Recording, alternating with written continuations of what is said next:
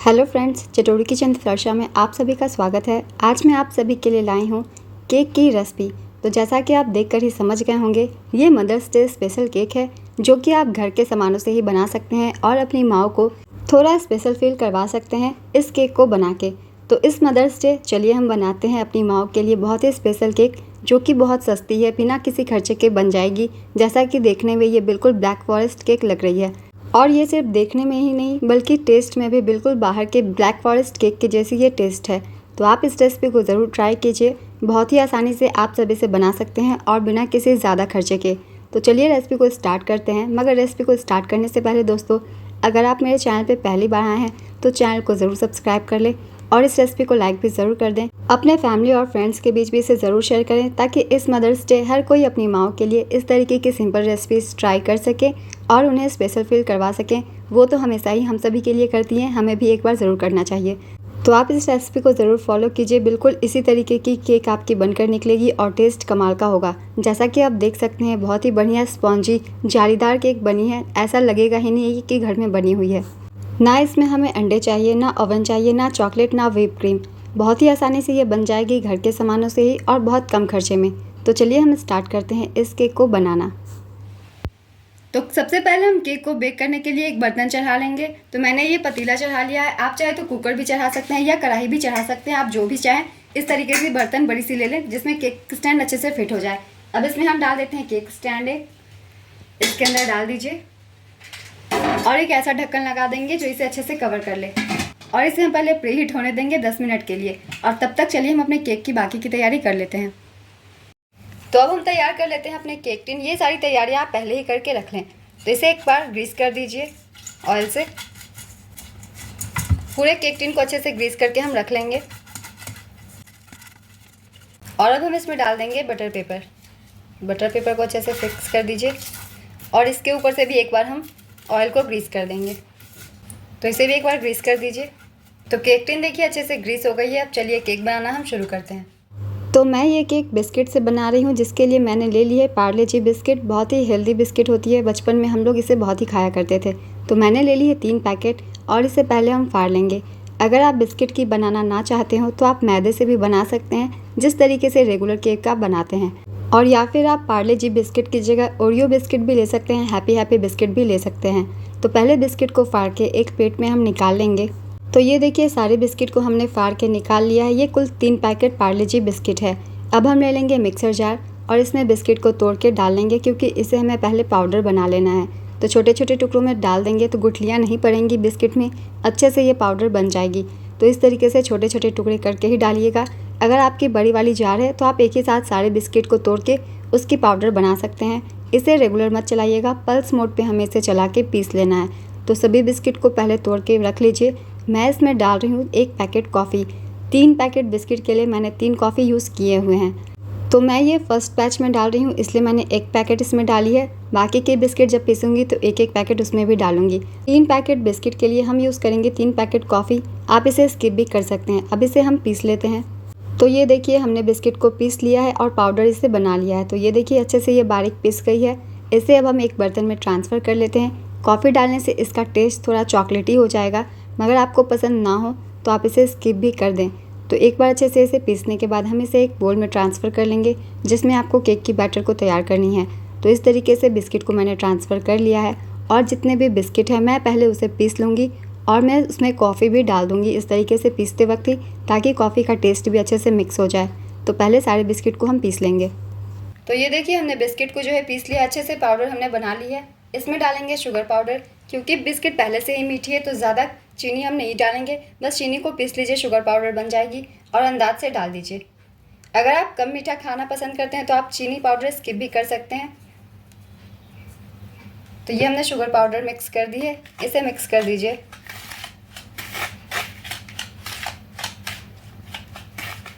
Biscuit को और sugar powder को हमने मिक्स कर लिया है। अब इसमें हम डालेंगे दूध। दूध डाल के इसे मिक्सचर तैयार कर लेनी है, हमें दही नहीं यूज़ करनी है इसमें। तो दूध को ले लीजिए 1 कप। दूध बिल्कुल रूम टेम्परेचर पे है, ना ज़्यादा गर्म है और ना ही ज़्यादा ठंडी है। तो बिल्कुल रूम टेम्परेचर पे दूध हो वो ले लीजिए। थोड़ा थोड़ा करके दूध में इसमें हम डालेंगे। तो 1 कप दूध मैंने ली थी, हाफ़ डाली है और इसे मिक्स करते जाइए। क्योंकि मैंने 3 पैकेट बिस्किट की केक बनाई है तो इसलिए दूध थोड़ी ज़्यादा लग सकती है, तो धीरे धीरे जितनी दूध की ज़रूरत पड़ेगी उतनी हम डालते जाएंगे। इसके साथ बहुत सारा नहीं डालेंगे, तो इसे मिक्स करते जाइए।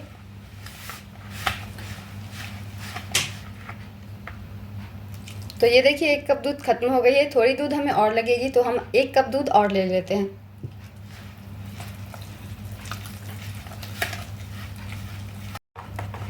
तो ये देखिए केक की जो मिक्सचर है तैयार हो गई है। इसे अच्छे से फेंट लीजिएगा क्योंकि इसमें एक भी लम्स नहीं होने चाहिए।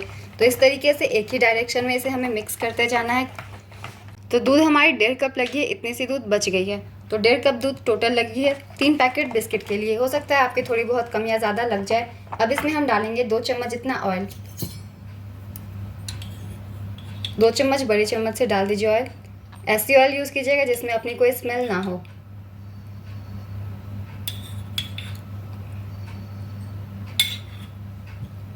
इसे भी मिक्स कर देंगे।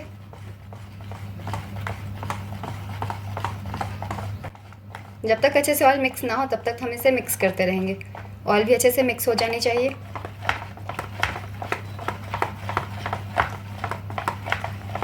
तो ऑयल भी देखिए हमने मिक्स कर ली है, अच्छे से मिक्स होनी चाहिए सभी चीज़ें केक में। तो ये देखिए, और कंसिस्टेंसी देखिए बिल्कुल रिबन कंसिस्टेंसी है। हमें बहुत ज़्यादा थिक नहीं रखनी है वरना केक स्पंजी नहीं बन पाएंगे। इसी कंसिस्टेंसी की रखनी है। जब आप इस तरीके से गिराते हैं तो देखिए ये रिबन की तरह गिर रही है। तो अब इसे हटा देते हैं। और अब हम इसमें डालेंगे 1 पैकेट इनो। अगर इनो ना हो तो आप 1 टीस्पून बेकिंग सोडा और 1 टीस्पून बेकिंग पाउडर यूज़ करके बना सकते हैं। इसे एक्टिवेट करने के लिए इसके ऊपर डालेंगे थोड़ी सी दूध, पानी भी डाल सकते हैं आप, और इसे मिक्स कर लेंगे। अब इसे हमें फेंटना नहीं है, हल्के हाथों से इसे चम्मच से हमें इसे मिक्स करना है। तो 1 स्पून की सहायता से इसे मिक्स कर लीजिए। एक ही डायरेक्शन में मिक्स करेंगे। तो देखिए इनो हमने मिक्स कर ली है और इसलिए हमने पहले ही से तैयार कर ली थी केक टिन। इसके बाद इसे हमें तुरंत ही केक टिन में डालनी होती है। तो हम अब ले लेंगे अपनी केक टिन जिसे हमने पहले ही ग्रीस करके रख लिया था। इसके ऊपर केक के मिक्सचर को डाल दीजिए।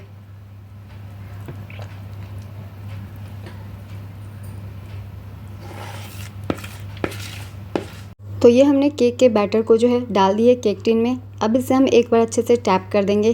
टैप करने से इसके अंदर के जो एयर है बिल्कुल बाहर आ जाएंगे, देखिए बबल्स के रूप में, और इसके सरफेस जो है बिल्कुल फ्लैट हो जाएगी, जिससे हमारे केक जो है फ्लैट हो जाएंगे। तो चलिए अब इसे बेकिंग के लिए हम डाल देते हैं। तो ये देखिए बर्तन अच्छे से प्रीहीट हो चुकी है, बहुत ही गर्म है। अब इसे ढक्कन निकालना है और हमें केक को अपनी रख देनी है। तो अच्छे से केक को डाल दीजिए। बर्तन बहुत गर्म है इसलिए सावधानी से डालिएगा।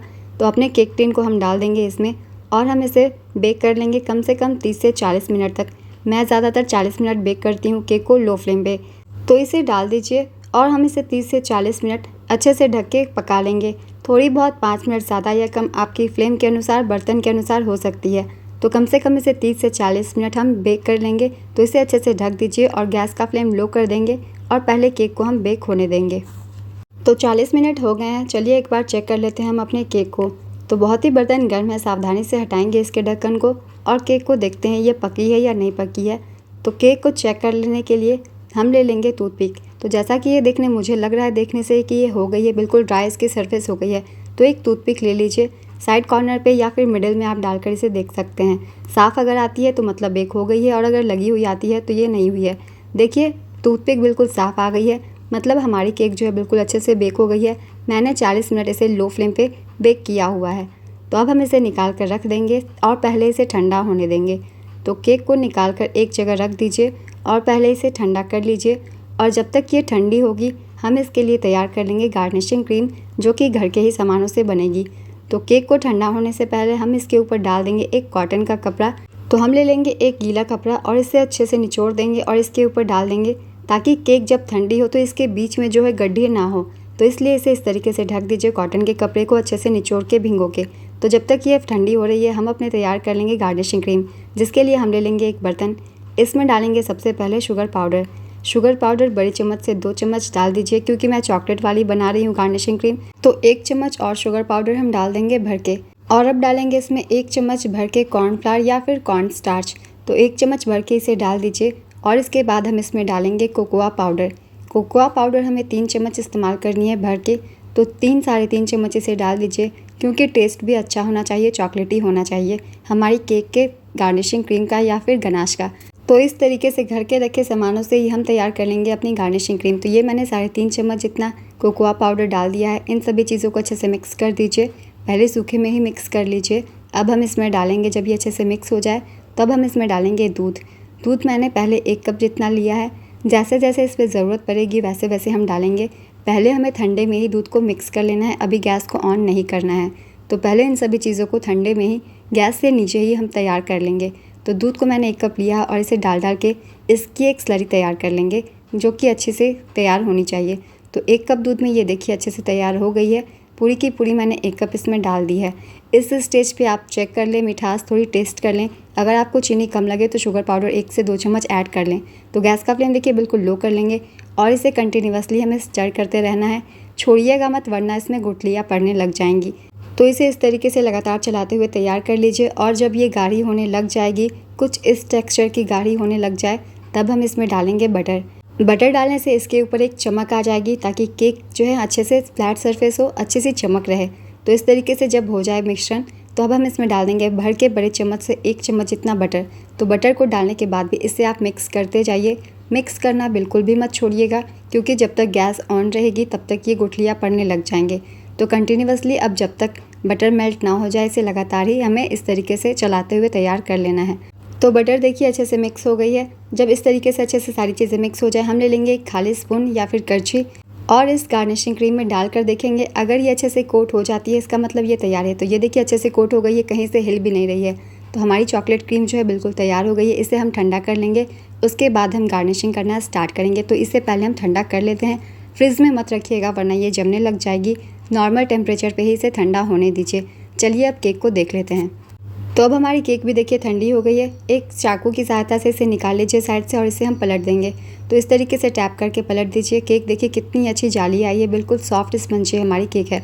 बटर पेपर को हटा देंगे और हम अपने क्रीम को इसमें डाल देंगे, क्योंकि क्रीम ठंडी हो गई है। इसके ऊपर स्प्रेड कर दीजिए इस तरीके से। अब हमें इसके चाकू या फिर कोई भी करछी नहीं लगानी है। इस तरीके से आपको हिलाते हुए अपनी गनाश को फैलाना है, ताकि फ्लैट सरफेस हो केक की, कहीं से भी कोई भी आपको ऊपरी परत नहीं दिखेगी करछी की। तो इस तरीके से आपको हिलाते हुए नीचे गिरा लेनी है। अब जो साइड है उन्हें हमें चम्मच से या फिर एक नाइफ़ की थ्रू से हमें इसे साइड में लगा देनी है चॉकलेट गनाश को। तो इस तरीके से पहले लगा दीजिए, ताकि अच्छे से डेकोरेट हो जाए, कवर हो जाए क्रीम से हमारी केक। तो क्रीम बच गई है, इसलिए मैं इसे साइड में भी लगा दे रही हूँ। मगर आपकी अगर ना बची हो तो आप फ्लैट सरफेस पे ही डाल के छोड़ सकते हैं। तो मैं चारों तरफ इसे अच्छे से कवर कर दूँगी। अच्छे से इसे कवर कर दीजिए, चम्मच से थोड़ी थोड़ी लगा दीजिए और इस तरीके से इसे कवर कर दीजिए। तो ये जब अच्छे से लास्ट में कवर हो जाएगी, एक नाइफ़ की सहायता से इसे हम मिक्स कर लेंगे, ताकि लुक जो है अच्छे से आ जाए। तो इस तरीके से तैयार कर लीजिए। और जब इस तरीके से ये हमारी केक तैयार हो गई है, तो आप इसे ऐसे भी छोड़ सकते हैं और चाहे तो अपनी पसंद की गार्निशिंग कर सकते हैं। तो मेरे पास ये चोको चिप्स है, बड़ी ही ईजिली दुकान में मिल जाती है और ये स्टार शेप के हैं। तो मैंने इसे कच्चे में ही डाल दिया है, ताकि अच्छे से फिक्स हो जाए केक के साथ। इसे फिक्स कर देंगे, इसके बाद हम इसे फ्रिज में रखेंगे, ताकि ये भी अच्छे से फिक्स हो जाए गार्निशिंग क्रीम के साथ। तो इस तरीके से हमें एक ही साथ ये सारी चीज़ें कर लेनी है, जो भी चिपकाने वाली है। तो इस तरीके से पूरे केक के ऊपर आप साइड में डाल दीजिए, अगर आपके पास हो तो। ना हो तो आप सिंपली इसे फ्रिज में रख सकते हैं 1 घंटे के लिए। तो आपको जहाँ भी लगे, जो भी लगे, डेकोरेशन आप अपने पसंद के अनुसार कर लें। मैं थोड़ी ऊपर में भी कर दे रही हूँ। और इसकी प्लेट हम अभी बिल्कुल चेंज नहीं करेंगे, पहले हम इसे 1 घंटे फ्रिज में रख देते हैं। तो 1 से 1.5 घंटे इसे फ्रिज में रख देंगे, उसके बाद हम इसकी प्लेट चेंज करेंगे।